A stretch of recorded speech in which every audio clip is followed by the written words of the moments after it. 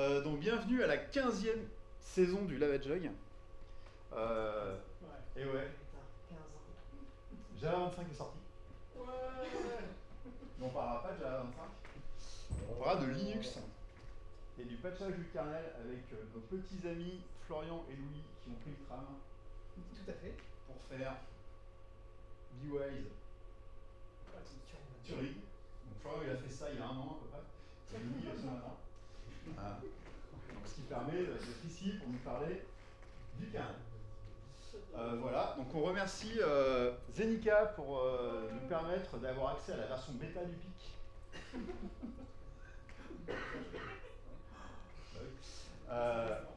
Et donc merci à Turing, donc à Tristan, d'autoriser Zenica à nous accueillir ici gratuitement. Voilà.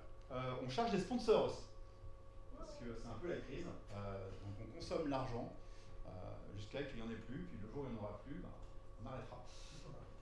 Donc si vous voulez continuer, voilà, déjà continuer, donnez des sous. Je sais pas si on arrêtera, mais il y aura peut-être plus de buffet. Il y aura moins de buffets, moins de truffades, les speakers qui viennent de moins loin. C'est ça. Voilà. Donc on vous laisse parler. Merci. Vous avez le temps qu'il faut pour nous parler du personnage du kernel. Merci. Et on peut les applaudir. J'en profite pour lancer un appel à l'aide du coup, puisque comme Pierre le disait, ça fait un an que je suis bloqué à Turing 22, donc venez me sortir. Ça serait sympathique. Du coup, bonsoir tout le monde. Aujourd'hui, on vient vous parler du coup du kernel Linux et on vient vous parler surtout d'une expérience qu'on a vécue fin d'année dernière, avant que je rejoigne Turing 22 et Zenica, sur un problème de carte réseau. Qui nous a emmené petit à petit dans du debug, qui nous a emmené petit à petit au fond du kernel Linux, et qui nous a emmené du coup à découvrir ce super bout de code qui est très imposant et qui fait peur à pas mal de monde, et qui nous a permis de comprendre plein de choses. Et du coup, c'est ce qu'on va vous raconter aujourd'hui. Je me présente rapidement, je m'appelle Florian, je suis consultant pour une société qui s'appelle Zenica, du coup, on est à Turing 22. Je donne également des cours à l'ISIMA, puisque je m'ennuie un petit peu sur mon boulot principal. Je me suis dit, on va en prendre un deuxième, ça sera rigolo. Et puis, je participe au board de Clermont-Tech, donc l'asso sœur et copine du Lava Jug. On organise aussi des trucs de temps en temps, donc n'hésitez pas. Si vous aimez le jeu, vous devriez aussi aimer Clermont-Tech. Donc, n'hésitez pas à venir. La prochaine soirée, quelque part après Volcamp, sûrement fin octobre ou début novembre, mais date à venir. N'hésitez pas à aller sur Planète, vous aurez la date. Mais oui, du coup, date à venir, programme à venir, donc n'hésitez pas, hein, le programme est ambitieux et sera intéressant. Et du coup, ce soir, aujourd'hui, je suis avec Louis. Bonsoir Louis. Bonsoir, je suis Louis, je suis concepteur. Ouais, peut-être ton micro qui est désactivé ou. Il est on. Ah ouais, alors attends, c'est juste parce que de temps en temps le micro il a un peu de mal, ils sont un peu fatigués les micros. Comme le dit Pierre, hein, c'est la bêta du pic, donc. Ah là c'est bon, tiens. Je disais bonjour, je suis Louis Dessert, je suis concepteur développeur à BioS Cloud. J'aime bien les serveurs, j'en ai à la maison, j'aime moins les factures EDF. Et je fais des terribles jeux de mots. Pour les avoir vécus pendant 3 ans, je vous confirme que c'est. Et du coup aujourd'hui on va vous conter notre aventure. Et notre aventure elle commence un beau matin de novembre, donc autrement dit un matin où il fait moche, où il pleut et où il fait froid. Et on est au bureau tous les trois avec Justine qui est là aussi ce soir. Au bureau, on est tous les trois en train de discuter. Moi je suis déjà en fin de contrat chez B-Wise, donc mes journées se résument à faire de la doc, renseigner des gens et faire un peu de doc aussi. Donc je suis sur des sujets de fond très importants. Et du coup l'équipe, très rapidement, on est 3 développeurs. On fait souvent du Golang et du Svelte, le tout avec une philosophie DevOps, puisqu'on n'est pas beaucoup, donc on gère notre propre prod, nos propres environnements, nos clusters Swarm, tout ce genre de choses. Et on a tous entre 4 et 6 ans d'expérience, donc je suis le plus ancien, Louis est le plus jeune. Donc tout ça pour dire que globalement, on n'est pas trop le style d'équipe à se lever le matin, manger ses céréales et se dire tiens, si on allait bidouiller le kernel Linux, voir ce qui se passe dedans. Habituellement, on reste sur des sujets qui sont quand même un peu moins compliqués que cela. Mais soudain va apparaître un manager. Et ce manager va apparaître en nous donnant la phrase que tout le monde dans l'IT adore entendre. La phrase qui nous permet de suite de comprendre tout le contexte et tout ce qui est en train de se passer, qui nous permet de comprendre sa demande de manière claire et intelligible. Ça marche pas. J'ai des serveurs qui viennent d'arriver et le réseau il marche pas. Ok, super, ton réseau il marche pas. Tu es le manager de la PKI, tu viens pour un problème réseau sur du hardware. Je sais même pas pourquoi tu as du hardware, normalement tu es censé utiliser des VM. Tu as du hardware custom visiblement, félicitations, tu as du matos. Et tu viens demander aux équipes de dev de résoudre ça, et j'ai la gâchette facile, donc si je passe des slides, désolé Louis, et qui demande à des devs du coup de résoudre ça. Donc on se dit au départ, ok, qu'est-ce qu'on vient faire là-dedans, et qu'est-ce qui va nous tomber sur le coin de la tronche. Du coup on essaie de comprendre un petit peu plus la notion de ça marche pas. Et en vrai il y a du sens. Tout simplement puisqu'en fait la PKI a un besoin assez spécifique de monter un lab grandeur nature, donc il leur fallait du matériel. Donc ils ont acheté du matériel, ils l'ont commandé, ils l'ont reçu, ils ont commencé à l'installer. Et quand ils l'ont installé, ils se sont rendus compte que les cartes réseau ne montaient pas. Donc ils ont tenté d'aller regarder des drivers, etc. Puisqu'on est sous Linux, donc le réseau, les imprimantes, toujours quelque chose d'un petit peu compliqué. Donc ils ont essayé, ça n'a pas fonctionné. Ils ont été demander un petit peu d'aide à l'équipe réseau, qui du coup s'y est tenté aussi et n'a pas spécialement trouvé de solution. Du coup, en fait, c'est plus entre guillemets un dernier espoir. Si tu arrives à trouver quelque chose, si vous arrivez à trouver quelque chose, et ben tant mieux. Et sinon, au pire des cas, on renverra les serveurs et puis on en achètera d'autres. Et tant pis, on perdra un petit peu de temps sur le lab, mais ça se passera bien. Donc, ce qu'on va faire, c'est qu'on va avoir besoin de récupérer une machine pour pouvoir commencer à expérimenter ça. Et là, du coup, on récupère le matériel. On récupère les serveurs HP Proliant DL381 Gen 10. C'est des serveurs avec 700 Go de RAM, 20 Tera de disque, 2 CPU de 24 cœurs et nos cartes réseau qui ne marchent pas, qui sont les HP QLogic Fastlink 45000, 2 par serveur. Et les serveurs comme ça, on en a 8 et il n'y en a aucun qui a le réseau qui fonctionne. À part les cartes d'admin 1 Go, mais on est assez loin des 100 Go qu'on a payés. Du coup, on commence par regarder le BIOS. Sur le BIOS, les cartes réseau apparaissent, c'est une super nouvelle, parce que ça veut dire que c'est juste un problème de driver et que dans ce cas-là, on a juste à trouver le driver qui ne cherche pas ou le driver qui n'est pas installé. Et là, du coup, ça a été notre première erreur, c'est qu'on s'est dit tranquille, c'est juste un driver, on va trouver un driver qui marche et puis ça va bien se passer. Donc on commence là en se disant, on est assez optimiste, hein. On se dit bon, on va trouver un driver sur un site obscur, recompilé par un russe depuis des sources moldaves issues d'un GitHub obscur et ça va bien se passer. Donc on commence par installer une Debian 12 sur ce serveur-là. Tout simplement Debian 12 puisqu'on voulait, le but de ça c'était d'installer un Proxmox. Donc, Proxmox fonctionne très bien avec du Debian en dessous. Donc on installe une Debian 12 toute neuve, hein, sortie du site officiel. Bon, assez logiquement ça ne fonctionne pas. En même temps on n'est pas les premiers à essayer, donc l'inverse nous aurait étonné.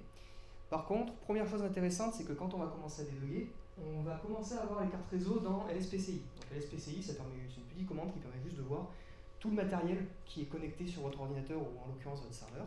Et là, pour le coup, dans LSPCI, on voit bien les cartes qui sont présentes. Donc déjà, ça veut dire qu'on n'a pas un bug obscur quelque part entre le BIOS, le firmware des cartes et l'OS en lui-même. C'est bon, tout le monde arrive à se voir, tout le monde arrive à plus ou moins se parler. Parler non, mais tout le monde arrive à se voir, c'est déjà pas mal. Par contre, quand on fait un IP-link, histoire de pouvoir voir toutes nos cartes réseau et leur statut actuel, là, impossible de les voir. On ne voit strictement rien qui apparaît. Donc, on continue un petit peu notre debug. Et on va du coup aller lister les messages d'erreur dans DMESG. DMESG, pour résumer très rapidement, c'est le journal de bord de votre Linux. Donc à l'intérieur, à peu près tout ce qui est lié à votre système d'exploitation va être logué dedans. Donc c'est vraiment un journal de bord. Et on va pouvoir voir ces petites lignes-là qui se répètent 2 fois. Ça tombe bien, on a 2 cartes réseau. Qui nous dit qu'il commence à tenter de charger nos cartes, qu'il découvre que le driver qui va bien c'est QEDE, et puis ensuite il va nous sortir 3 messages bien cryptiques, Fake Getting Number of Images, donc que sont des images dans une carte réseau, aucune idée, mais on découvrira bien ça plus tard. Fail to populate NVM info shadow, donc là c'est pareil, le message nous laisse circonspect, et ça finit avec un très joli HW prepare failed. Ça du coup on se doute bien que ça veut dire hardware prepare failed, et que le problème vient de quelque part dans le coin. Le point positif, c'est qu'on apprend quand même pas mal de choses. C'est que nos cartes, elles sont bien reconnues par le kernel, ça coupe après. C'est-à-dire que déjà, bonne nouvelle, nos cartes ne sont pas flinguées et on n'a pas un obscur bug quelque part. Visiblement, les 2 drivers qui sont chargés de s'occuper de ce truc, c'est QED et QEDE. Donc ça nous permet de commencer à cibler nos investigations là-dessus. Et en parlant un petit peu avec les gens de l'équipe réseau, qui sont habitués à ce genre de type de carte, on apprend qu'en fait chaque carte réseau, ça devrait apparaître comme 4 petites cartes réseau de 25 gigabits seconde chacune, qui vont au total former 100 gigasecondes. Donc on est censé, quand on fait notre IP link, voir 8 cartes, plus la carte d'admin, plus la loopback. Et actuellement, on voit aucune des 8 cartes. Donc c'est qu'on a bien un problème. Et d'après les logs, le driver plante à l'initialisation de la carte. Donc à ce moment-là, on se dit il doit exister un driver, tout simplement puisque c'est des serveurs qui sont pas très vieux, hein, c'est du reconditionné, mais c'est des serveurs qui ont 5 ans de vie. Donc on n'est pas sur du matos du début des années 2000 ou du matériel obscur, quand même sur des trucs qui sont censés être supportés. Du coup, on commence à chercher des drivers pour nos cartes sur Internet. Donc on va gentiment demander à Google, coucou Google, est-ce que tu aurais des drivers pour cette carte-là? Et le site de HPE, c'est ceux qui fabriquent la carte, tant mieux, remonte quasiment au premier résultat, et on trouve des drivers dessus, pile pour cette carte-là. Donc on se dit, on a de la chance, ça va plutôt bien se passer. Sauf qu'en fait, quand on regarde, c'est juste des repackaging de QED, QEDE, avec aucune modification dans les sources. Autrement dit, ils ont pris le code source du kernel, ils l'ont mis dans un zip, et puis ils ont dit, vas-y, c'est bon, c'est le driver. Ça va pas trop nous aider. Et c'est que pour des vieilles versions du kernel, donc du 5 point quelque chose, Debian 12, on était sur de la 6.2 ou 6.3, je sais plus. Et uniquement pour du Red Hat, Enterprise Linux et du SUSE. Donc bon, ça va pas trop nous aider. Nous on veut du Debian pour notre Proxmox. On n'a pas trop envie de payer non plus une licence pour Red Hat, on va pas se mentir, et pour SUSE encore moins. Du coup on se dit que ça va pas trop nous aider et qu'il va nous falloir une autre piste. Alors ça reste quand même intéressant puisqu'en fait on apprend que nos HPE QLogic c'est que des rebranding. En fait, HPE ils prennent des cartes déjà existantes, ils mettent leur logo dessus, puis ils disent c'est bon, c'est les nôtres. En fait c'est des Marvel QLogic. Alors ceux-là il y a 2 L, c'est pas ceux qui font Disney tout ça. Ils font pas de film, ils font des cartes. Et les drivers, quand on analyse un peu plus quand même, ceux qui nous sont proposés au téléchargement, on se rend compte que c'est pour du Red Hat 7 et du SUSE 12, donc c'est entre guillemets vieux. À l'époque où le talk est sorti, on a déjà du Red Hat 8, voire même Red Hat 9, et SUSE 15 est sorti depuis un petit bout de temps. Donc on se dit que les drivers du kernel sont censés fonctionner en natif, sinon on aurait quand même encore du support constructeur. Les cartes elles ont 5 ans, elles sont pas super vieilles, c'est un modèle qui est même encore distribué au moment où on regarde. Donc on est vraiment sur des cartes qui sont censées fonctionner out of the box si on n'a pas de drivers propriétaires qui sont fournis. Du coup on se pose une question, c'est serait-ce un bug de la distribution Debian? Quelque chose qui a foiré dans le packaging de Debian, qui causerait l'arrêt de nos cartes. Du coup on va se mettre à tenter d'installer plein de trucs sur le serveur. Donc on va installer une Ubuntu, parce qu'on se dit c'est juste Debian avec plein de packages d'entrée à l'intérieur. Donc s'il y a bien un OS sur lequel c'est censé fonctionner, c'est celui-là. Bon bah la réponse est non. Ensuite on se dit Red Hat est proposé, Red Hat Enterprise Linux est proposé comme OS cible directement par HPE. Donc on va prendre une site OS Stream, hein, c'est juste une Red Hat rebadgée instable. Donc normalement ça devrait fonctionner. Bon bah non plus. On tente d'installer une Alpine Linux parce que Sylvain travaille avec nous et puis que bon, sur un malentendu ça peut être rigolo, ça peut passer. Et puis bon bah non plus. Et là du coup on arrive à un stade où on se dit qu'on est à la limite de nos compétences. Hein, pour rappel, on n'est pas très expérimenté non plus et puis surtout pas sur des trucs aussi compliqués que des drivers, des initialisations réseau, ce genre de choses. Pas trop notre truc au quotidien. Du coup à ce moment-là on a un petit peu envie d'abandonner le truc, de lâcher l'affaire, de se dire qu'il n'y a rien qui fonctionne, qu'on n'a pas trouvé de driver. On a été jusqu'en page 28 de Google. Donc globalement déjà quand vous arrivez en page 2 c'est que vous avez un problème. Quand vous arrivez en page 28 c'est que vous avez beaucoup de problèmes. Donc bon bah Google page 28, pas de résultat. On tombe sur une obscure page de Ubuntu qui dit que le matériel est certifié et est censé fonctionner out of the box sur une Ubuntu. Bon bah on a essayé, ça marche pas. Et surtout personne n'a le même bug que nous. On ne retrouve absolument personne qui dit hey, j'ai un problème avec ces cartes là, j'arrive pas à les démarrer ou autre. On est les seuls. Donc on se dit qu'on va peut-être juste abandonner et retourner à nos sujets habituels. Parce que moi j'ai encore de la doc à rédiger. Et puis bon, bah, mes 2 autres collègues ils ont quand même des trucs à faire en termes de code, etc. Donc on retourne à nos sujets habituels, on va voir le manager et on lui dit bon bah désolé, on a essayé nous aussi mais on n'arrive pas à trouver. Et le manager nous dit bah écoutez c'est pas très grave, on va sûrement les renvoyer d'ici 15 jours, 3 semaines. Mais du coup en attendant gardez un serveur sur un coin de table. Et si vous avez des idées, du coup, bah, tant qu'on n'a pas fait les bons de retour, etc., expérimentez, bidouillez. Et si vous arrivez à trouver un truc, tant mieux. Et si vous n'arrivez pas à trouver, bah tant pis. Donc on conserve un serveur sur un coin de bureau. Quand on faisait nos tests, les gens étaient très contents d'entendre le serveur démarrer dans l'open space. C'était des grands moments. Et du coup, pendant quelques jours, il y a d'autres personnes qui vont tenter. Et qui vont venir aussi se casser les dents sur le truc. Donc on va tenter d'installer plein de trucs, avec plein de drivers, plein de bouts de code un peu chelous récupérés à droite à gauche. Rien qui fonctionne. Et soudain, c'était un vendredi soir à 18h, idée à la con, et comme assez souvent, c'est moi qui l'ai eu, c'est de se dire, si on prend cette vieille Ubuntu 18, qui n'a rien demandé à personne, qui est sortie il y a 5 ans, enfin voilà, qui vraiment est outdated de fou, et qu'on l'installe, ça donne quoi? Et là, du coup, forcément, tout le monde me dit, Florian, c'est complètement con, tu sais bien que la compatibilité dans Linux, on la casse pour ainsi dire jamais. Le mois dernier, il y a eu un patch pour des gens qui utilisent encore des floppy disks.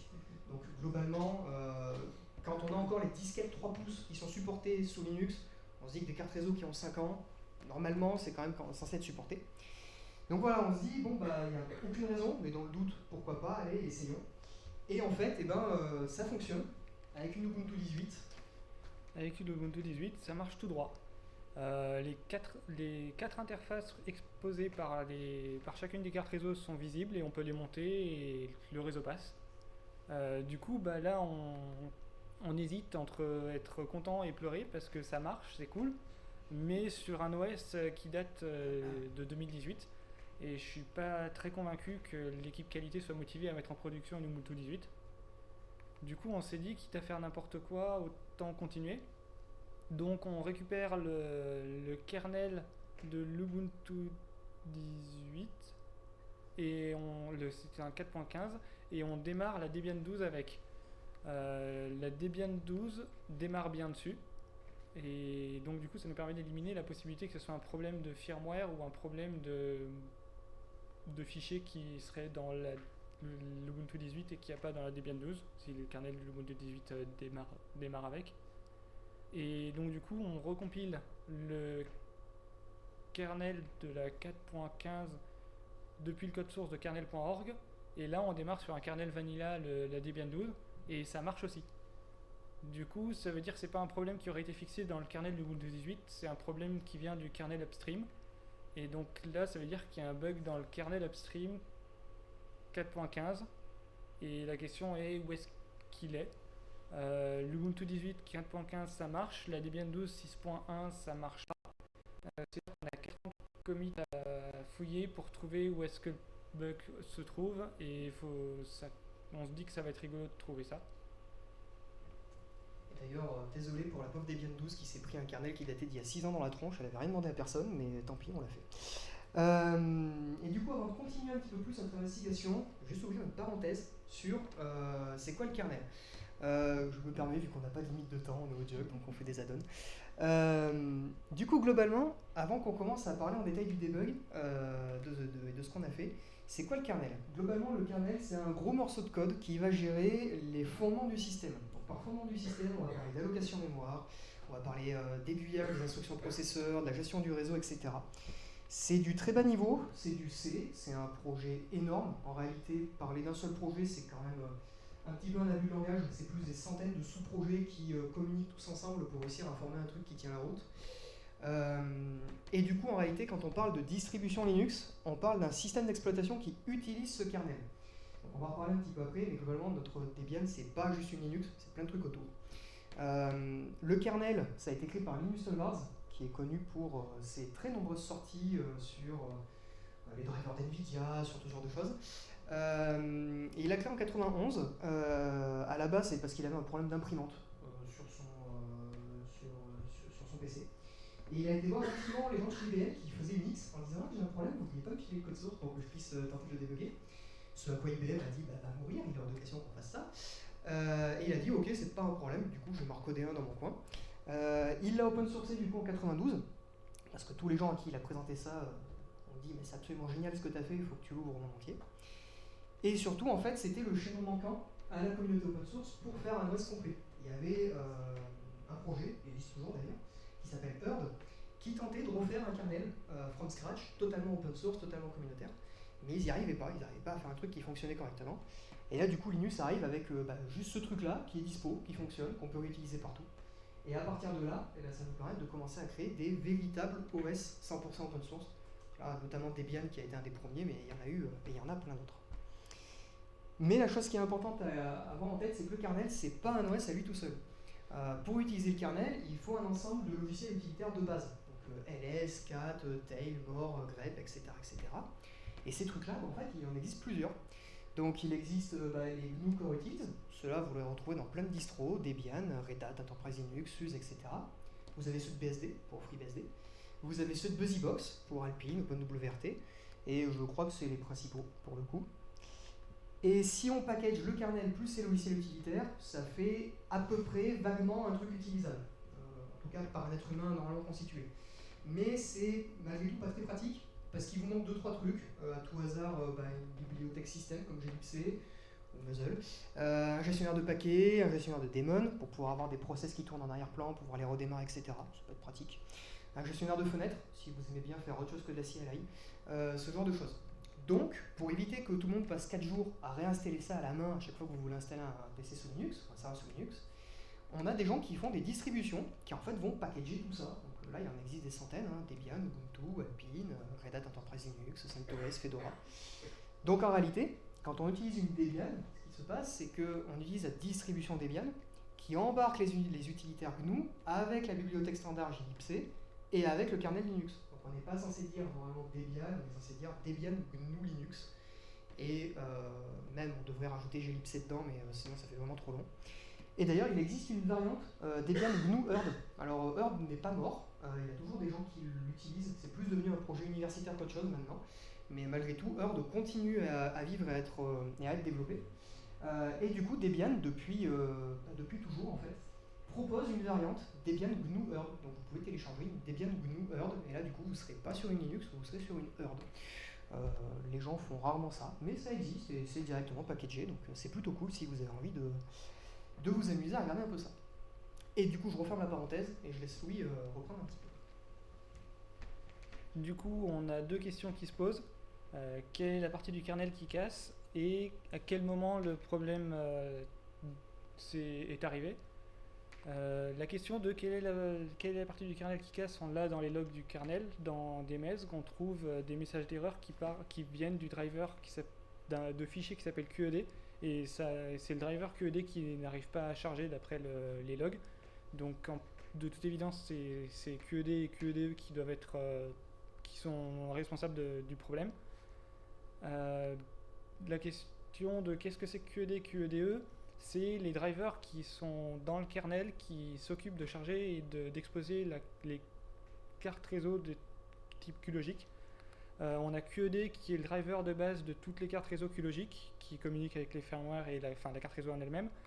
QEDE qui est le driver dédié aux cartes réseau qui expose des interfaces Ethernet qui fonctionnent qui utilisent QED pour fonctionner. Ensuite, il y en a d'autres.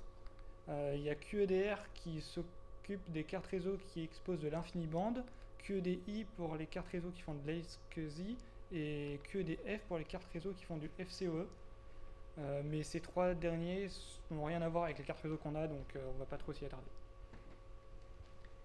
Du coup, maintenant qu'on sait à peu près à quel endroit le bug se situe, on va se poser la question de quand est-ce que le bug est apparu, à partir de quel moment les cartes ont cessé de fonctionner. Alors là, l'idée, bien évidemment, c'est pas d'aller faire du name and shame et d'aller retrouver la personne qui a introduit ce bug pour aller lui casser les genoux. L'idée, c'est plutôt d'essayer de trouver l'endroit exact pour identifier la source du bug et surtout en fait comprendre ce que la personne qui a introduit ce bug a réellement voulu faire en fait avec son changement. L'idée, c'est que cette personne-là, sans faire exprès, a introduit une régression dans le code. On n'a pas envie, nous, quand on trouve le correctif, d'introduire une régression sur ce que lui a voulu faire. Donc l'idée, c'est d'éviter de faire des cascades de régression et de comprendre précisément quelle était la volonté de la modification du code source qui a provoqué le bug. Et du coup, ça va nous faciliter énormément le correctif, puisqu'on comprendra précisément ce que la personne a voulu faire.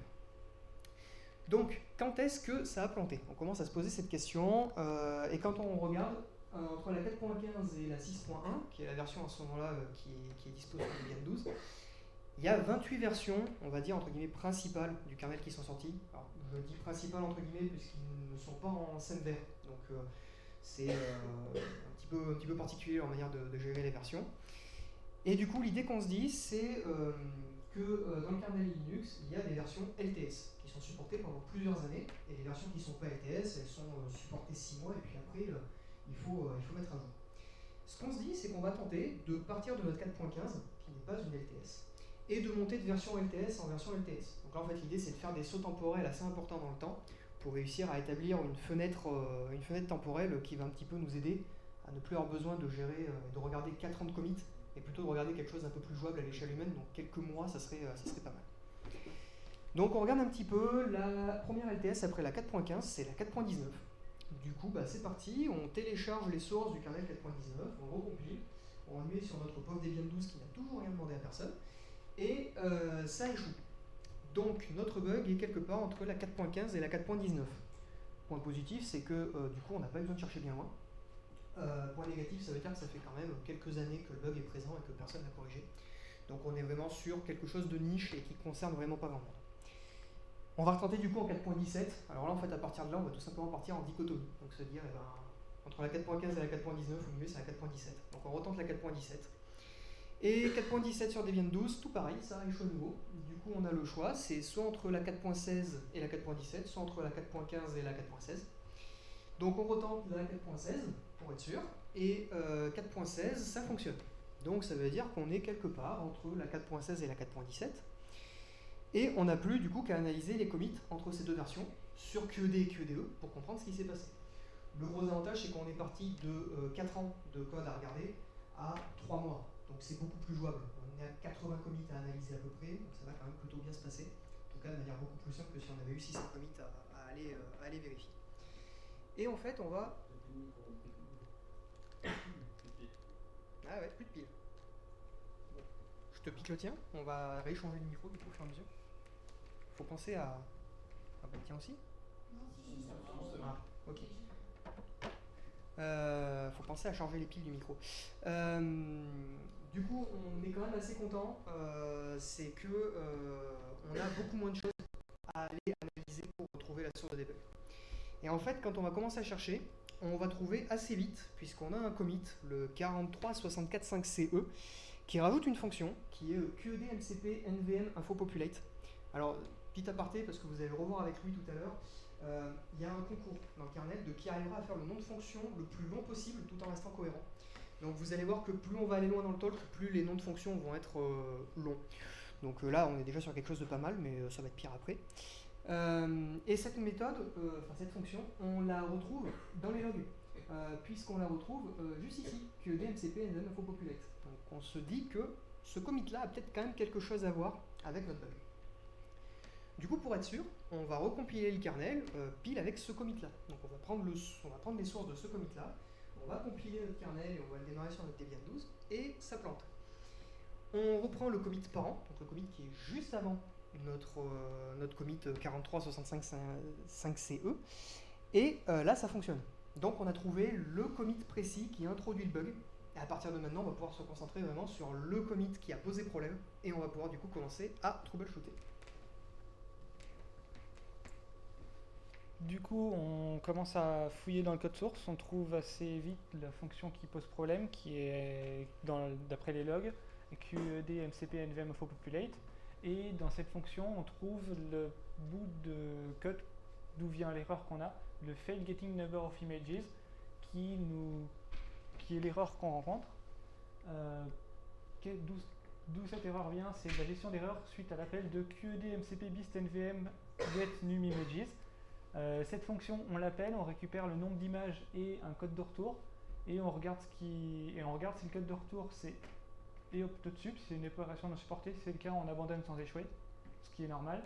Et si le code de retour c'est une autre erreur, ou s'il y a 0 image, ce qui serait illogique parce que ça veut dire que la carte réseau supporte plusieurs images mais qu'elle a 0 image supportée. Dans ce cas-là, on abandonne parce qu'il y a eu une erreur, il y a eu un résultat invalide de la carte réseau. Et donc du coup c'est bien dans ce cas-là qu'on rentre. Donc ça veut dire que RC ou NVM info populate nous pose problème. Donc on regarde ce qu'il y a dans notre fonction QED MCP BIST NVM get new images, et dans cette fonction on a juste un appel à une fonction QED MCP CMD, et on lui envoie, qui s'occupe juste d'envoyer la commande à la carte réseau et de retourner le résultat de la commande qu'on a envoyée. Qu'est-ce que c'est la commande qu'on envoie? C'est drvmb param bist nvm test new images, on va l'appeler test new images, et donc on envoie cette commande à la carte réseau, on récupère une réponse et un code de retour. Si le code de retour c'est une erreur, on retransmet le code de retour. Si RSP, on le passe dans un masque, mais du coup si RSP, le code de réponse de la carte réseau c'est pas OK, on retourne einval. Du coup on a deux cas d'erreur à tester. qui est possible, qui nous pose problème, c'est RC qui vaut pas 0 ou RSP qui vaut pas OK. Du coup, comment on sait dans quel cas d'erreur on est? On va simplement faire des print papates et regarder jusqu'où on avance dans le code. Aussi simplement que ça, et on trouve assez rapidement d'où vient le problème. On trouve qu'on rentre on rentre pas dans le cas d'erreur RC, on rentre dans le cas d'erreur RSP qui n'est pas égal à OK. Du coup, qu'est-ce que ça veut dire? On ne sait pas encore. On passe RSP dans un masque. Donc du coup, ce qu'on va faire pour comprendre ce qui se passe, on va afficher le résultat de ce passage dans le masque pour savoir ce que vaut le code de retour de la carte réseau. Et la carte réseau nous retourne 0. Qu'est-ce que ça veut dire 0? On ne sait pas trop. On va fouiller dans le code source. On trouve un fichier header qed_mfwhsi.h qui contient la liste exhaustive de tous les codes de retour possibles de la carte réseau. Et on trouve que le code 0, c'est opération non supportée. Qui, contrairement à ce qu'on se serait pu s'attendre, on aurait pu s'attendre que 0 c'est OK, mais en fait, code 0 c'est non supporté. Du coup, qu'est-ce qui se passe? On a nvm_populate qui appelle getNewImages, qui appelle cmd, qui communique avec la carte réseau. La carte réseau répond unsupported. CMD retransmet unsupported dans la valeur RSP. Et numImages, lui, il voit RSP n'est pas égal à OK, du coup, il retourne einval. Et du coup, nvm_populate, il voit qu'il y a une erreur qui est pas prévue, donc du coup, il l'abandonne en échouant avec notre erreur qui nous embête, c'est le getting number of images. Et donc du coup, le chargement de la carte réseau est interrompu. Du coup, on va se rappeler d'un moment du code de la fonction nvm_populate qui a ce petit bout de code là, qui est si RC c'est eopnotsup, et ben on abandonne mais sans échouer. Le problème, c'est que visiblement le code nvm_populate gère le cas d'erreur où la carte réseau ne supporte pas la feature, mais on ne retourne jamais eopnotsup. getNewImages, il va jamais retourner eopnotsup, il va retourner einval quand la carte réseau retourne unsupported. Du coup, on rentre jamais dans ce cas d'erreur et on n'a jamais et on abandonne, le driver échoue. Comment on fixe ça? On va juste ajouter un if dans la fonction getNewImages. Plutôt que de retourner einval quand c'est pas OK, on va rajouter un cas particulier qui est si le code de retour c'est unsupported, on retourne eopnotsup. Et sinon, on rebascule sur la gestion d'erreur précédente qui est si c'est pas OK, on retourne einval. Du coup, qu'est-ce qui se passe? On a nvm_populate qui appelle getNewImages, qui appelle cmd, qui communique le hardware, qui retourne unsupported, qui retourne unsupported à son tour. Et là, on a notre gestion d'erreur particulière, on voit que c'est unsupported, on retourne eopnotsup, et nvm_populate détecte le eopnotsup et affiche un message d'info sans échouer, et le chargement de la carte réseau continue. On recompile le driver avec les deux lignes qui ont changé, et ça marche. Les cartes réseau sont chargées, elles s'affichent, les quatre interfaces de chacune des cartes réseau s'affichent sur le serveur, comme l'Ubuntu 18. Et donc du coup, c'est une super nouvelle parce que ça veut dire qu'on a sauvé nos serveurs et que les cartes réseau refonctionnent. Du coup, la prochaine chose à faire, c'est mettre au propre le patch pour le proposer au kernel pour que tout le monde puisse en profiter. Et pour ça, on va découvrir le kernel lore.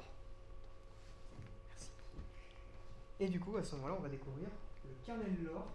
Le kernel lore, globalement, c'est l'historique complet de tout ce qui s'est passé sur le kernel depuis sa création sous forme de mailing list. Alors, ça fait bizarre au début.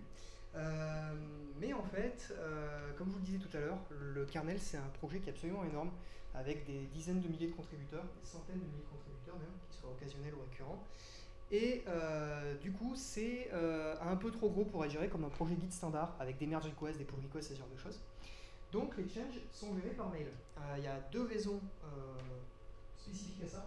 La plus importante, c'est surtout que lorsqu'on a des contributeurs occasionnels, s'ils ont un patch, comme nous par exemple, à soumettre, si on ouvre une pull request ou une merge request, on ne va pas savoir qui a signé. Donc il y a de fortes chances pour que la merge request reste non assignée pendant longtemps, que personne ne s'en rende compte et que personne ne la voit, puisqu'il y a des milliers de demandes qui passent tous les jours dedans. Et du coup, ça va ralentir la communication et ça va ralentir les patchs. Le gros avantage des mailing lists, c'est que nous, on sait que QED et QEDE sont gérés par NetDev. Donc on envoie notre patch sur une mailing list NetDev et tous les contributeurs qui sont habitués à faire du réseau dans NetDev vont pouvoir recevoir notre patch et pouvoir y répondre. Donc l'idée du coup c'est de pouvoir gérer ça comme ça. Le deuxième avantage c'est que Linus quand il a aussi créé Git, parce qu'on a parlé qu'il a écrit le kernel mais il a aussi fait Git, il n'a pas spécialement fait d'interface graphique au départ. Du coup vous avez le code du kernel qui est dispo sur GitHub mais c'est juste un clone en fait de leur instance GitLab à eux, enfin de leur instance Git pardon à eux. Et il n'y a pas spécialement de manière de gérer les merge requests, etc. Sur ce qu'ils utilisent eux pour gérer le code. Donc c'est plus simple, les mailing lists, tout le monde comprend, tout le monde sait envoyer des mails. Donc ils préfèrent gérer ça par mail. Du coup on va envoyer nos changements avec un descriptif complet, donc tout le changement qu'on est en train d'effectuer et surtout pourquoi on est en train d'effectuer ce changement. Donc là dans l'idée on ne va pas juste envoyer nos 2 lignes de modification avec un petit git diff, on va envoyer tout le détail. Pourquoi on a fait cette modification, comment on a trouvé ce bug, quel a été notre troubleshooting, comment on a pu faire pour détecter ce problème-là. Et en respectant un ensemble de règles de soumission. Donc là-dessus, vous avez, avant de soumettre, vous avez à peu près 8 pages de doc à lire, où on va vous expliquer que vos lignes doivent faire plus de 120 lignes, enfin plus de 120 caractères, que les commits doivent être référencés sur exactement 16 caractères et pas 17 et pas 15, etc. etc. Vous avez 8 pages entières de trucs comme ça à lire. L'idée c'est de garder quelque chose d'homogène en fait sur le kernel lore pour que ce soit plus simple de s'y repérer au fur et à mesure. Et si vous ne respectez pas les règles de soumission, en règle générale on va vous demander de renvoyer votre patch sur une V2 de votre correctif, donc de renvoyer un mail à la mailing list pour que ce soit étudié avec la bonne mise en page qui correspond bien. Donc globalement ils sont quand même assez intransigeants là-dessus. Nous d'ailleurs il a fallu qu'on fasse une V2 puisque même en ayant lu les 8 pages on n'avait pas compris certains trucs. Donc il a fallu qu'on fasse une V2 juste pour des raisons de forme. Et les réponses sur votre mail vont servir de peer review et de relecture. Donc ça peut durer un certain temps. Et à la fin, un mainteneur va effectuer le merge sur la véritable codebase. Donc là, globalement, les gens qui ont le droit de faire le merge sur la codebase sont quand même assez restreints. C'est des contributeurs de confiance, des gens qui en règle générale sont financés par des entreprises exprès pour contribuer au kernel à plein temps. Et du coup, à ce moment-là, c'est ces personnes-là qui vont prendre notre patch et réellement le faire entrer dans la codebase. Donc globalement, voici notre mail. On ne va pas rentrer en détail sur précisément tout ce qui est dit à l'intérieur. Le truc intéressant, c'est que le patch, il fait, du coup, vous pouvez le voir, 3 lignes, 4 lignes de diff. Le descriptif de tout ce qui s'est passé, il est quand même vachement plus long. Donc à l'intérieur, il faut bien mentionner d'où vient le bug, ce qu'on a trouvé comme information, les personnes qui l'ont développé, les personnes qui l'ont signé, qui l'ont vérifié, etc. etc. Donc voilà, il y a toute une nomenclature à respecter.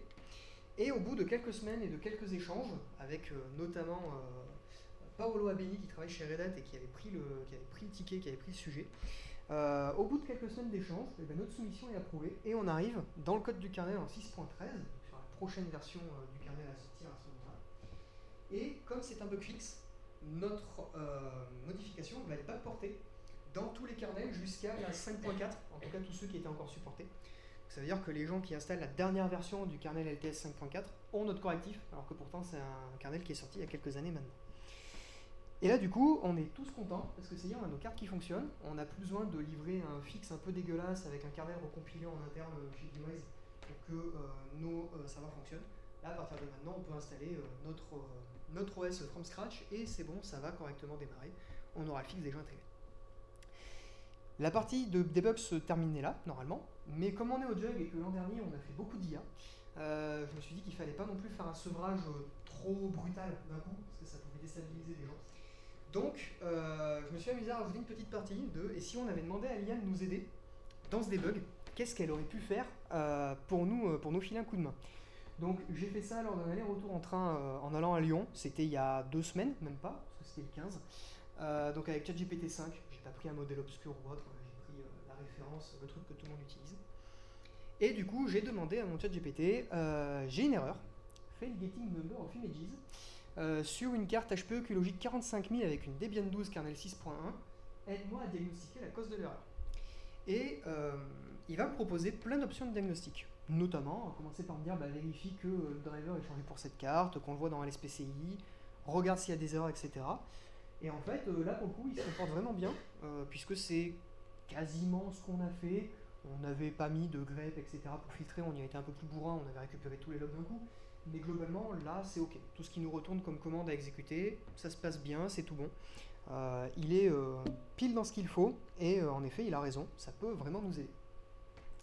Et là, il va se passer quelque chose, c'est qu'on ne lui a pas encore répondu du résultat de nos commandes, qui va déjà commencer à nous proposer des solutions. Et en règle générale, quand on commence à proposer des solutions sans avoir fait une diag, ça se passe rarement bien. Du coup, il va nous demander de lister le firmware installé et de nous faire installer un firmware propriétaire qui est le firmware QLogic. Sauf que pas de bol quand on regarde le firmware QLogic, c'est uniquement pour certaines cartes bien spécifiques, pour de l'InfiniBand, des genres de choses, et nous on n'est pas du tout concernés. Donc nos cartes n'ont rien à faire avec ce driver là.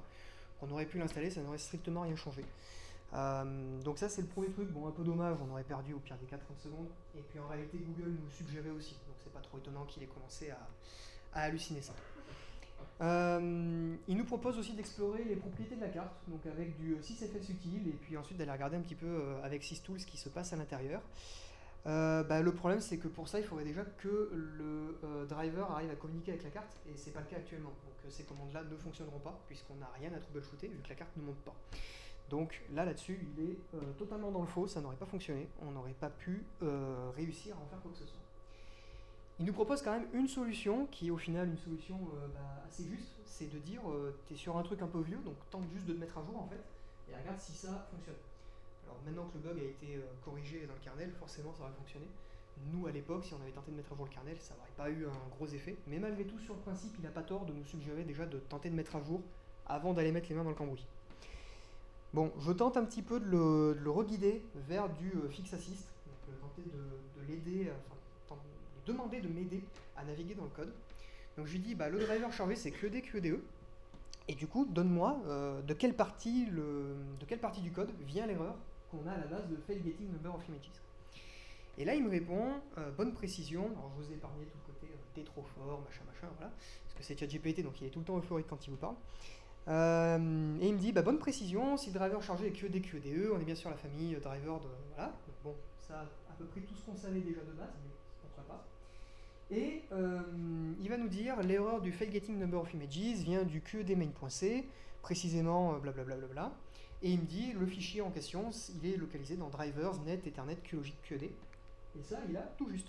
Aucun souci là-dessus, il a tout à fait raison, ça se passe bien.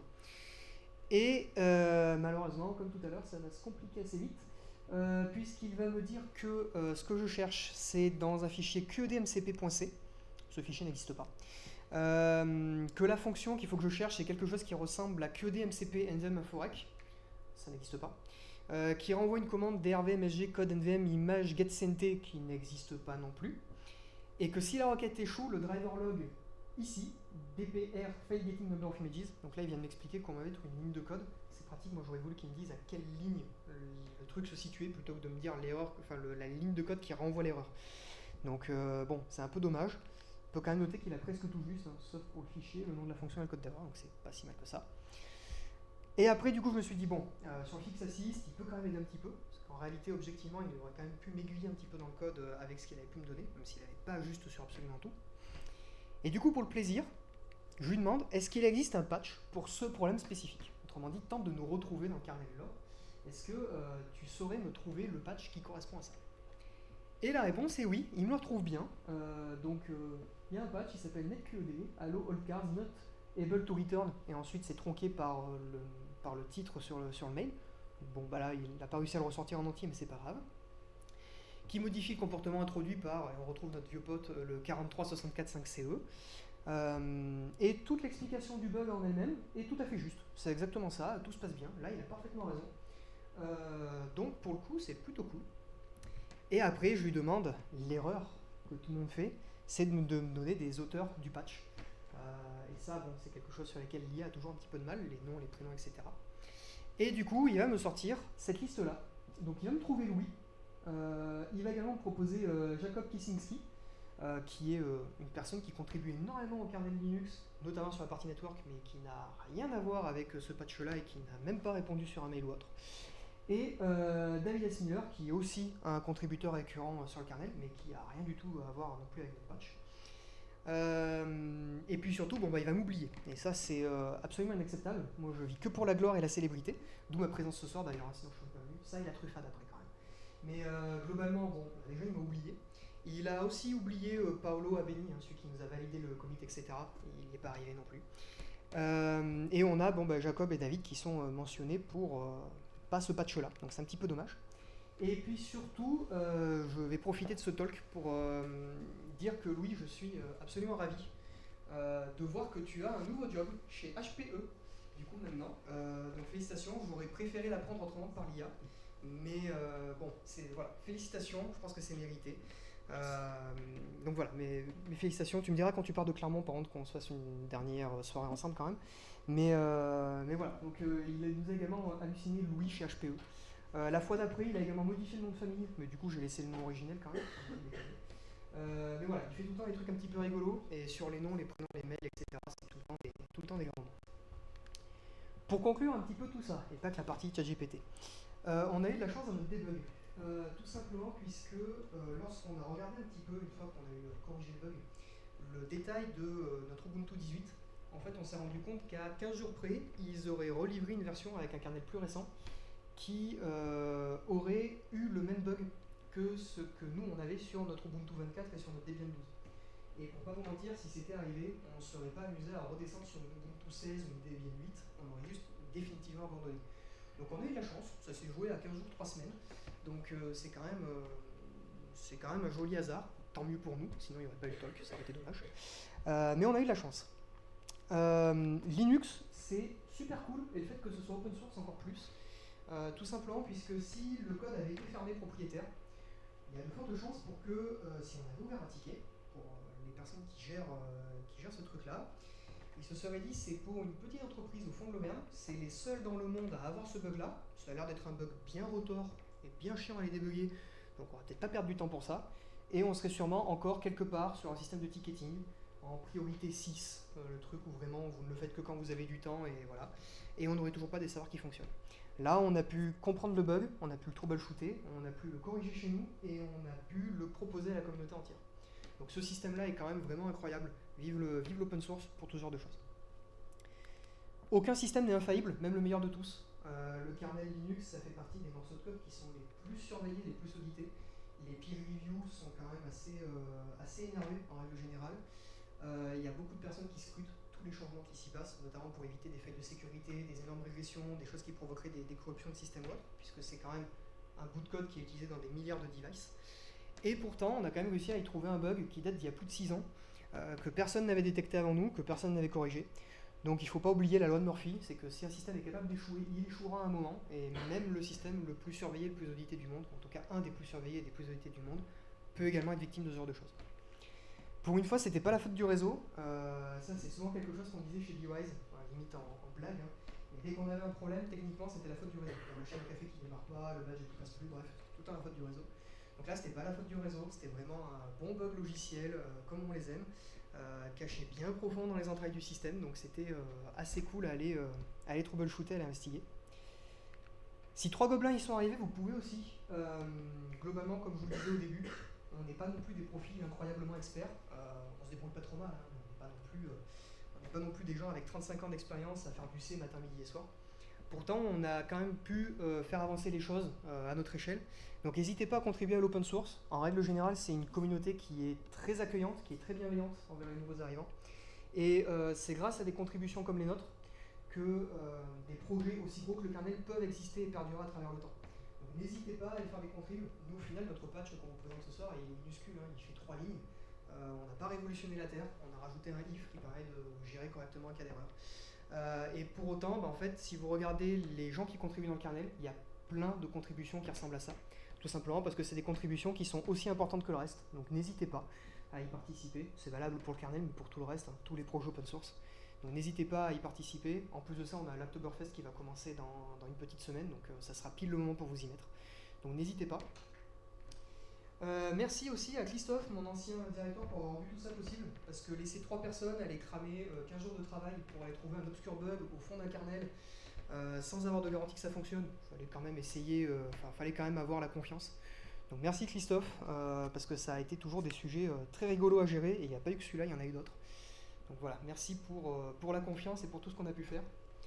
Et puis pour terminer, le soulèvement des machines, c'est quand même pas pour demain, en tout cas tant que l'IA n'arrive pas à modifier le kernel, on devrait s'en sortir honorablement. Et puis encore bravo Louis pour ton nouveau poste chez HPE. Merci beaucoup. Et si vous avez des questions, du coup, n'hésitez pas.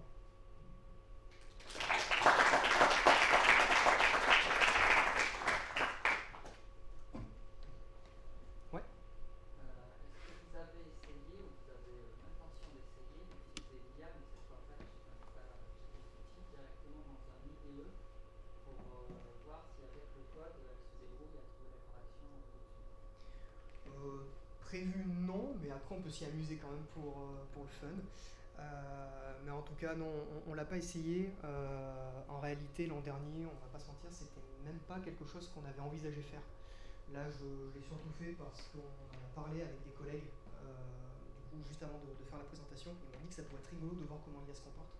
C'est vrai qu'en lui donnant du coup l'intégralité du contexte, en lui donnant du coup l'intégralité de la code base à disposition, elle aurait peut-être pu mieux s'en sortir. Donc ça pourrait se tenter, avec un curseur, un copilote, ce genre de choses, ouais, de pouvoir regarder ce qu'il serait capable de sortir. Ça pourrait être intéressant. Et elle aurait peut-être moyen de mieux s'en sortir, en lui reprenant du coup la code base de l'époque qui est buggée. Ça peut se tenter. Ouais. Les résultats pourraient être intéressants et ça serait sûrement plus probant que ce qu'on a pu avoir là avec ChatGPT. Ouais. Quand vous avez vérifié dans le train le bout de code, enfin le cheminement, comment vous avez fait alors que vous n'aviez pas les serveurs avec vous? Est-ce que vous connaissez le cheminement par cœur? Ouais, en fait, on y a passé quasiment un mois dessus au final. Alors entrecoupé avec des moments où on a arrêté d'y travailler dessus, mais c'est un sujet de fond qui nous a quand même occupé quasiment un mois au final. Donc ouais, à la fin on savait précisément où c'était et puis surtout la conf était déjà rédigée. Avec on avait rédigé chez Device quand on avait fait un espèce de post-mortem, on décrivait du coup toutes les actions qu'on avait suivies. Donc j'avais récupéré ce document et du coup je suivais ce document pour savoir précisément à quel endroit se trouvait le problème. Donc j'avais encore tout le chemin de debug et tout ce qu'on avait effectué pour comprendre tout le cheminement et tout ce qui s'était passé au fur et à mesure. Donc ça m'avait quand même pas mal aidé. Donc j'avais pas accès au serveur, mais par contre j'avais accès à ce truc-là pour pouvoir regarder un petit peu ce que me répondait l'IA. Et j'avais aussi du coup le patch qui a été envoyé sur le kernel, et qui donc du coup lui a précisément la ligne responsable avec le fichier responsable, etc. Donc j'avais toutes ces infos-là à disposition et ça m'a permis de quand même pouvoir vérifier ce que ChatGPT me proposait. Ouais. Est-ce que tu as une idée de pourquoi il est resté non détecté pendant tant de temps? Alors c'est une carte qui est utilisée, qui doit tourner sur les versions postérieures du noyau. La première personne qui va utiliser cette carte-là avec un noyau récent, ça va lui péter à la gueule, donc pourquoi ça n'a pas été détecté? Alors, j'ai une théorie. J'ai une théorie, je peux pas la prouver, mais j'ai une théorie. Que ça n'ait pas été fixé, pourquoi pas, mais qu'il n'y ait même pas eu quelque part sur le forum quelqu'un qui dit putain ma carte elle marche pas, je comprends pas. Ouais. Alors, la théorie c'est que c'est quand même des cartes qui coûtent à l'achat neuve assez cher. Je présume qu'il n'y a pas non plus une grosse communauté de gens qui utilisent ces cartes-là. Ils n'en ont pas 5 non plus. Ils n'en ont pas 5 non plus en effet. Et du coup, la deuxième hypothèse que j'ai, c'est qu'en fait, ces serveurs qui font tourner ces cartes-là sont tellement critiques qu'en fait, ils sont pas patchés, pas mis à jour. Et du coup, les gens qui les ont installés, les gens qui les ont installés sont restés sur leur Red Hat 7 et du coup, ils n'avaient pas de problème et ça marchait très bien en 5.4. Et voilà. On pense en tout cas que ça doit être quelque chose qui doit être lié à ça. Non. C'est aussi possible que c'est la combinaison du fait que ce soit les cartes QLogic, mais c'est aussi les cartes QLogic qui n'ont pas la feature de plusieurs images firmware qui sont concernées. Du coup, ça réduit le nombre aussi de cartes concernées parce que c'est uniquement les cartes qui n'ont pas la feature multiple images firmware. C'est pas du tout une critique, hein. C'est super le truc, le truc qui est chouette. Mais ça me semble tellement improbable que ça soit resté. Enfin, c'est le cas de plein de bugs qu'on découvre hyper tard. Mais là, quand même, tu te dis juste, tu démarres ton serveur, t'as pas la carte, mais ça saute aux yeux. C'est pas une situation anecdotique qui va se trouver dans le cas où tu reçois un certain type de paquet, machin. Non, c'est juste ton truc qui démarre pas. Et tu peux pas passer à côté s'il est présent. C'est super bizarre. Ouais, oui, très clairement, c'est le genre de bug. C'est le genre de bug, en effet, normalement, tu passes pas à côté, quoi. C'est-à-dire que. Ouais, soit tu l'as et tu pètes à la gueule, soit tu l'as pas. Bah oui, surtout en plus sur des cartes comme ça, comme disait Louis, bon, si on se retrouve avec juste notre 1 gigaseconde du réseau d'admin à la place des 200 qu'on a acheté, normalement, il y a quand même des moyens pour qu'on aille gueuler, quoi, assez vite. Donc oui, ça nous a surpris aussi. Et pourtant, vraiment, comme je le disais tout à l'heure, on a été en page 28 de Google, on a trouvé personne. On a même trouvé vraiment des forums Ubuntu où il y avait bien noté ce matériel est certifié pour fonctionner sur Ubuntu. Mais on n'a juste pas compris pourquoi c'était pas fixé. Mais ouais, on a été visiblement les premiers à se poser la question. Donc sûrement comme le dit Louis, un mélange de on est sur les cartes qui n'ont pas la feature multiple image et sur du matériel spécifique, donc sûrement du matériel pas très mis à jour en règle générale parce que Je sais pas, alors là j'y connais beaucoup moins bien, mais l'interaction entre, je sais pas, la carte mère et la carte réseau qui fait que la feature n'est pas activée avec cette carte mère, enfin j'en sais rien. ouais, alors après, globalement, côté BIOS UEFI, on a tenté toutes les options imaginables. Vraiment, on y a bidouillé des heures et des heures dedans, on a tout activé, tout désactivé. On est passé sur des vieilles versions des vieilles versions de support PCIe, histoire de vérifier que c'était pas un problème lié à ça. On a tenté d'activer tous les modes de compatibilité possibles, de tout désactiver. Vraiment, on y a passé des heures. Et on n'a jamais réussi à le faire tomber en marche avant de trouver le bug fixe. Mais on a essayé, hein. On a promis, on a essayé. Le bug il est débile quoi, c'est vraiment juste le code de retour qui est mal interprété, c'est le genre de truc que n'importe qui peut faire, ça me fait débile. Ouais, le bug est débile, en effet. Mais il se pollue pas, ça c'est bizarre. Ça nous a laissé tout aussi songeur. Hein, quand Justement, donc il a passé du temps, je veux savoir si ça t'a pu. quand on l'a trouvé, ouais, on s'est dit mais vraiment c'est que ça, mais oui c'est que ça. Et ouais, on a eu le problème, visiblement on était les premiers. Donc il y a sûrement plein de serveurs sous CentOS 7 qui n'ont jamais été mis à jour et qui ont un bon vieux kernel qui fonctionne encore. Et du coup personne n'a Ils ont essayé de changer de kernel, ils ont vu que ça pétait, ils ont laissé tomber, ils sont revenus en arrière. Ou peut-être ouais, juste ça en fait. Des gens qui ont essayé, ils ont vu que ça marchait pas, ils ont fait un rollback, ils sont revenus sur CentOS 7 en disant bon bah tant pis on verra plus tard et puis voilà. Et vraiment même côté HPE en termes de support driver et tout, on a même regardé voir s'il y avait des drivers on va dire pour les personnes qui payent du support etc. Il n'y avait rien à dispo. Vraiment il n'y avait rien à dispo. On s'est retrouvé bloqué avec ce truc là. Aucun résultat sur Google et vraiment c'est rare. Personne sur Stack Overflow, personne sur Serverfault, enfin vraiment seul au monde quoi. Seul au monde. Il n'y avait pas d'autres firmware disponibles pour la carte.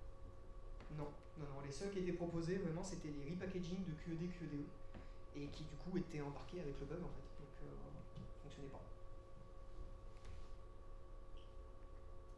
Ouais. Est-ce que tu as un conseil pour quelqu'un qui récupère un truc qui ressemble un peu à votre histoire il y a un peu plus d'un an, sauf qu'à la différence de l'âge, il se peut que ce soit chez un commercial, enfin dans un ordi commercial, ça a un bug entre la compatibilité du CUDA et un SDK de caméra vendu dans le commerce.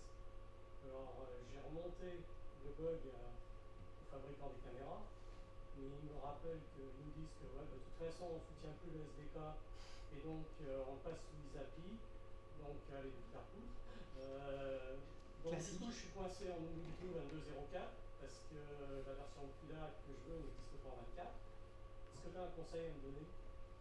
Bah là c'est compliqué parce que vu qu'on est que sur du propriétaire, on rentre exactement dans le cas que je disais dans ma conclusion de on est sur du propriétaire donc il faut attendre que les gens qui éditent les logiciels aient bien la volonté de vouloir aller débugger ce truc là ou aller faire de la rétro-ingénierie jusqu'à trouver le bug et le fixer à l'ancienne, mais alors là ça va être une toute autre paire de manches. Que ce soit dans le kernel, de quoi que ce soit dans Debian ou dans... Ça se peut que ce soit dans la partie SDK du fabricant de caméra auquel j'ai pas accès au code. C'est ça. Et là, du coup, dans ces cas-là, les options se limitent énormément, puisqu'en effet, à moins d'ouvrir un ticket de support, d'attendre une réponse, ou de vraiment aller rétro-ingénierer en décompilant le code source et en décompilant le binaire, du coup, pour aller récupérer un espèce de pseudo-code source et aller regarder ce qui se passe. Du coup, ça va être une aventure terrible. C'est compliqué. Ouais. C'est le problème des sources fermées, c'est que quand on est face à ce genre de bug et que les gens en face ne veulent pas spécialement corriger le bug, on est sur des solutions qui sont très limitées. Alors oui, du coup, rester sur une vieille version de l'OS, ça fonctionne, mais c'est pas non plus excessivement durable. Je crois que le Ubuntu 22 est encore supporté, il me semble. Donc bon, c'est déjà un point positif, mais le support arrivera bien à une fin quand même un jour, donc ouais, c'est compliqué. Là, franchement, en termes de pistes... Essayer de remonter le problème à NVIDIA, il faut essayer. Ça peut se tenter. NVIDIA tente de s'ouvrir petit à petit au monde de l'open source. Alors c'est très discret et ça se fait au fur et à mesure. Mais il commence à y avoir des drivers NVIDIA dispo en open source. Il n'y a vraiment pas tout disponible dedans. Avec un peu de chance, ça fait partie du bout qui est en open source, ça se regarde. Mais j'aurais quand même moyennement d'espoir, puisque c'est pas la boîte la plus réputée pour avoir une démarche open source qui soit très importante, en tout cas en l'état actuel.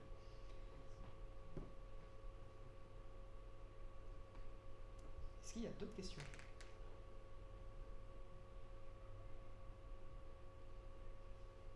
Non, je crois qu'on est tout bon.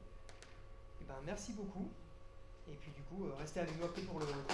Merci.